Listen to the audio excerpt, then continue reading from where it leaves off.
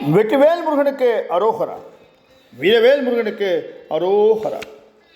நேற்றைய உரையில் முருகப்பெருமான் தாரகாசுரனை அழித்த நிகழ்வுகளை பார்த்தோம்.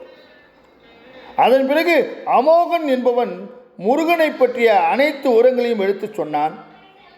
அவன் சாதாரண சிறுவன் கிடையாது, அசுரர்களை அழிப்பதற்கென்றே தோன்றியவன் என்று சொல்ல, சூரபத்மன் 2 அரக்கர்களை அழைத்து முருகப்பெருமான் இருக்கக்கூடிய இடங்களுக்கு செல்லுங்கள், அவனை பற்றிய அனைத்து உரங்களையும் தெரிந்து கொண்டு வந்து என்னிடம் சொல்லுங்கள் என்று சொல்ல அந்த உரையை நாம் முடித்திருந்தோம் அல்லவா? வாருங்கள் தொடர்ந்து பார்ப்போம்.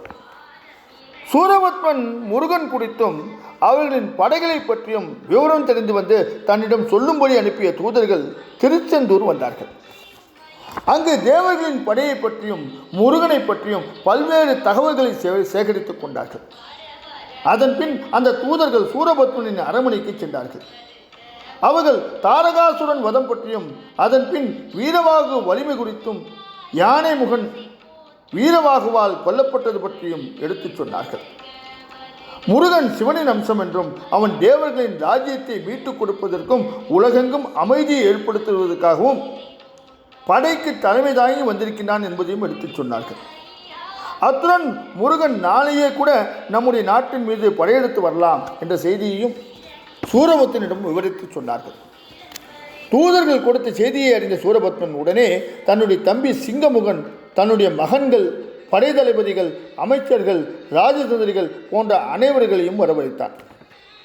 தன்னுடைய அரண்மனையில் எதிரிகளை வெல்வது பற்றி ஆலோசனை நடத்துவதற்காக மிகப்பெரிய சந்திப்பு அங்கு நடந்தது. அவனுடைய மந்திரி மாயூரகன் என்பவன் தாரகனை முருகன் வதம் புரிந்திருக்கின்றான், எனவே அவன் சாதாரணமானவன் கிடையாது, அவன் சிவகுமாரன், மேலும் அவனுடைய தம்பியான வீரபாகவும் நாம் அசாதாரணமாக எண்ணக்கூடிய மாவீரன், எனவே இவர்களை சாதாரணமாக கருதிவிடக்கூடாது. நாம் வெற்றி பெற வேண்டுமென்றால் மிகப்பெரிய யுத்தத்திற்கு தயாராக இருக்க வேண்டும். இவர்கள் அசுரர்களை அழிப்பதற்காகவே உருவாக்கப்பட்டவர்கள் என்று சொன்னான். அப்போது அங்கிருந்த சூரபத்மனின் மற்றொரு அமைச்சரான துர்குணன் உடனே எழுந்து, நாம் முழு பராக்கிரமத்துடன் யுத்தம் செய்ய வேண்டும். இதுவரை அசுரர்கள் எதிரிகள் இல்லாமல் வாழ்ந்து விட்டார்கள். நாம் பிரம்மன் போன்ற மிகப்பெரிய தேவர்களையும் வென்றுவிட்டோம். அவர்களை விடவும் மேலானவர்கள் கிடையாது. அது உண்மைதான். இருந்தபோதும் நம்மை பற்றி அனைத்து விவரங்களும் தெரிந்திருந்தும் நம்மை எதிர்ப்பதற்கு முருகனும் அவன் படைகளும் வருகிறது என்றால் ஒன்று அவர்களுக்கு நம்மை பற்றி தெரியவில்லை என்ற அர்த்தம். அத்துடன் வந்திருக்கும் தேவர் படை வாழ்வா சாவா என்ற நிலையில் இங்கு புறப்பட்டு வந்திருக்கின்றது என்ற அர்த்தம். இந்த நிலையில் அசுரர்கள் தம்முடைய வலிமை அனைத்தையும் திரட்டி போரிட வேண்டும். அந்த போரில் முருகனையும் அவனுடைய படைகளையும் ஒழிக்க வேண்டும் என்று சொன்னார். உடனே அங்கிருந்த தர்மகோபன் என்பவன், தேவர்கள் படை நம் நகரத்துக்கு வரும் முன்பே நாம் அவர்களை சென்று தாக்க வேண்டும். எனவே பெரும்படையை அவர்கள் இருக்கும் இடத்திற்கு அனுப்பி வைக்க வேண்டும். அங்கு செல்லும் படை வீரர்கள் முருகனையும் அவன் படையில் இருக்கும் மற்ற வீரர்களையும் முற்றிலும் அழித்து விடும்படி நாம் உத்தரவிட வேண்டும் என்று ஆலோசனை சொன்னான்.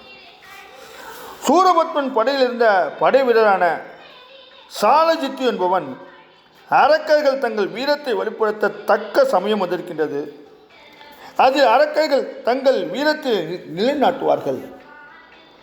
நம்முடைய படையின் வலிமையையும் நாம் அடைந்த வளங்களையும் அறியாதவன் நம்மை எதிர்த்து வந்திருக்கின்றான். எனவே அவனை அழிப்பதற்காக நாம் யுத்தம் செய்ய வேண்டிய கட்டாயத்தில் இருக்கின்றோம். சமீப காலங்களில் நடந்த எந்த யுத்தத்திலும் நம்முடைய அரக்கர் படை தோல்வி அடைந்ததே இல்லை. மீண்டும் ஒரு முறை அரக்கர்கள் வெற்றி பெற வேண்டிய சூழ்நிலை ஏற்பட்டிருக்கின்றது. அதனால் நம்முடைய அசுரபடை வீரர்களை அனுப்பி முருகனையும் தேவர்களையும் அழித்துவிட்டு வாருங்கள் என்றார். அங்கிருந்த இன்னொரு அரக்கனான சண்டன் என்பவன், முருகனும் அவன் சேனையும் இதுவரையும் எந்த சண்டையிலும் வெற்றியை நிரூபித்தது கிடையாது, தாங்களே மாவீரர்கள் என்று அவர்கள் சாதித்ததும் கிடையாது. அதனால் அசுரர்கள் முருகனையோ அவனுடன் வந்திருக்கும் தேவர்களையோ நினைத்து கலங்க வேண்டாம். அந்த படையையும் முருகனையும் என் ஒருவனாலேயே அழித்து விட முடியும். எனவே எனக்கு உத்தரவு கொடுங்கள், நான் நேரடியாக சென்று அவர்களை வென்று வருகின்றேன் என்று சொன்னான். இதனையெல்லாம் கேட்டுக்கொண்டிருந்த சூரபத்மனின் மகன் பானுகோபன் எழுந்து பேசத் தொடங்கினான். என்ன பேசத் தொடங்கினான்? நாளைய உரையில் பார்ப்போமா?